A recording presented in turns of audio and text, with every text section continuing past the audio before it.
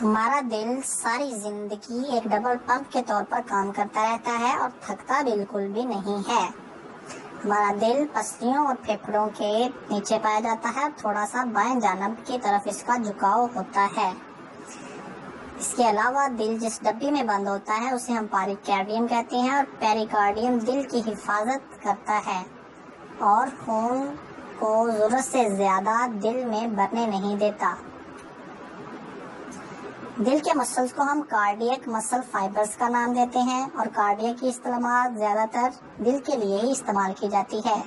جس طرح ٹینس کی رائٹ اور لیفٹ سائڈ ہوتی ہیں، اسی طرح دل کو بھی رائٹ اور لیفٹ سائڈ میں تقسیم کیا جاتا ہے، اور دونوں سائڈز کو فردر تقسیم کیا جاتا ہے دو خانوں میں۔ اوپر والے خانوں کو ہم ایٹریا کا نام دیتے ہیں اور نیچے والے خانوں کو ہم وینٹریکلز کا نام دیتے ہیں۔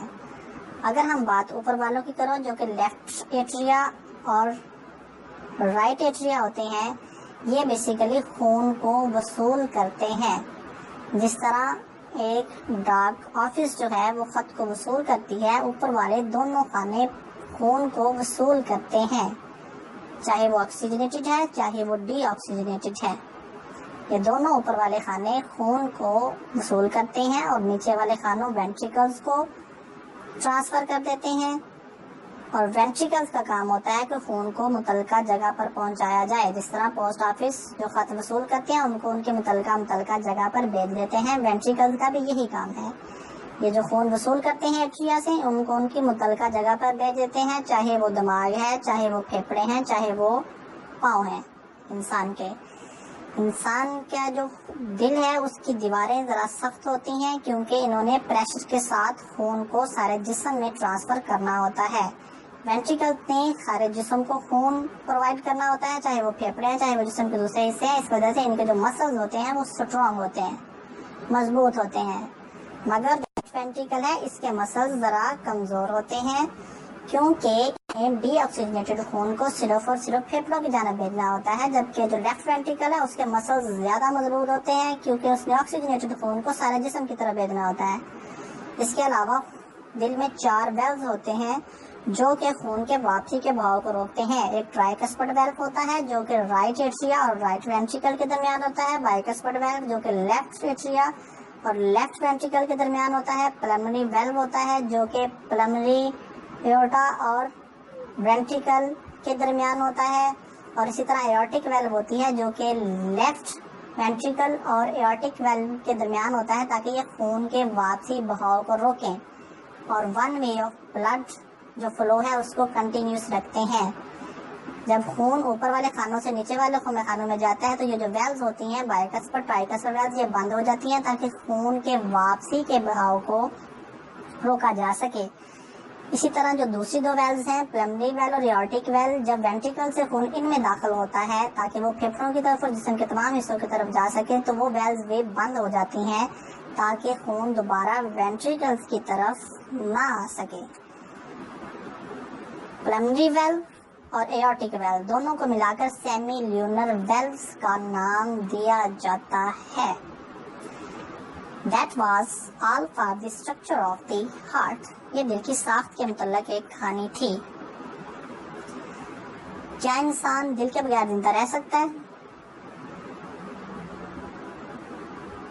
بالکل بھی نہیں۔ جس طرح انسان آکسیجن کے بغیر زندہ نہیں رہ سکتا، سیم اسی طرح انسان دل کے بغیر بھی زندہ نہیں رہ سکتا، کیونکہ دل ہی ہمارے جسم میں وہ اصل آرگن ہے جو کہ خون کو سارے جسم میں پرووائڈ کرتا ہے، اور اسی خون کے ذریعے ہمارے جسم کو آکسیجن سپلائی کی جاتی ہے۔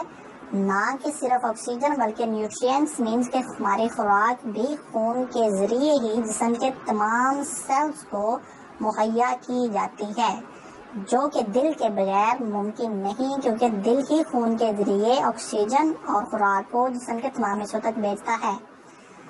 اگر ہم رائٹ سائڈ کی بات کریں تو رائٹ سائڈ جو ہے وہ جسم سے آنے والے ڈی آکسیجنیٹڈ خون کو وصول کرتا ہے، اور سپیریئر وینا کیوا اور انفیریئر وینا کیوا کے ذریعے ڈی آکسیجنیٹڈ خون کو وصول کر کے رائٹ ایٹریا میں لایا جاتا ہے۔ وہاں سے رائٹ ایٹریا اس کو رائٹ وینٹریکل میں ٹرانسفر کر دیتا ہے، اور رائٹ وینٹریکل سے اس خون کو لنگس کی طرف بھیج دیا جاتا ہے تاکہ وہ وہاں سے آکسیجن کو حاصل کر سکیں، اور پھر اسی طرح یہ خون جو کہ آکسیجن وہاں سے حاصل کر لیتا ہے، وہاں سے پھر اس کو پورے جسم میں سپلائی کرنے کے لیے ہم لیفٹ سائڈ پہ لاتے ہیں، اور لیفٹ سائڈ پہ اپر جو ہمارا چیمبر ہوتا ہے وہ ہوتا ہے لیفٹ ایٹریا۔ اس آکسیجنیٹڈ خون کو پلمنری وینز کے ذریعے لیفٹ ایٹریا میں لایا جاتا ہے۔ لیفٹ ایٹریا اس آکسیجنیٹڈ خون کو لیفٹ وینٹریکل میں بھیجتا ہے۔ لیفٹ وینٹریکل کا کام یہ ہوتا ہے کہ یہ ایورٹا کے ذریعے اس آکسیجنیٹڈ خون کو جسم کے تمام حصوں تک پہنچا دیتا ہے جتنی جہاں جہاں اس کی ضرورت ہوتی ہے، اور اس طرح ہمیں زندہ رہنے میں دل اہم کردار ادا کرتا ہے۔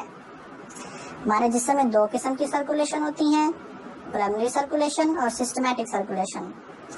پلمنری سرکولیشن جو تعلق ہے وہ ہے دل اور پھیپھڑوں کے درمیان، اور جو سسٹمیٹک سرکولیشن ہے وہ تعلق ہے دل اور جسم کے درمیان۔